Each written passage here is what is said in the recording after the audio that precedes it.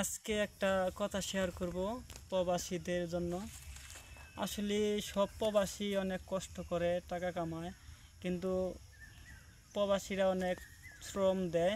তাদের সেফটি হিসাবে একটা কথা বলবো, একটা প্রবাসী একটা ফ্যামিলির নায়ক। আর একটা প্রবাসীর ওর একাত্র জীবন না, ওর সাথে একটা ফ্যামিলির 4-5টা জীবন জড়িত আছে। এর জন্য বলবো যে ধূমপান থেকে মুক্তি থাকা, গুল বা তামাক মদ মুক্তি থাকা, কিন্তু হের ক্ষতি হইলে 5 জনের একটু কষ্ট হবো।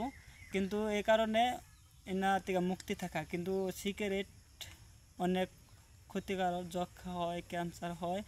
আমি সব ভাইদের বলবো, মুসলমান ভাইদের, আমরা মুসলিম ঘরে জন্ম, কিন্তু মুসলমানদের ধূমপান করাই না ঠিক না। সবাই ধূমপান থেকে মুক্তি থাকবো, আর সিগারেট সবাই ছেড়ে দেব। আসলেই মানুষ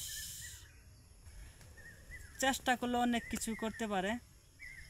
সিগারেট না, মানুষ চেষ্টা করলে সিগারেট চেয়ে কঠিন কঠিন জিনিস নিয়ন্ত্রণ করতে পারে। এটা মনে চেষ্টা করুন, মনের থেকে কন্ট্রোল করুন। আমি এটা মুসলমান ভাইদের বা একটু খেয়াল করে একটা জিনিস করবা পেতেছি।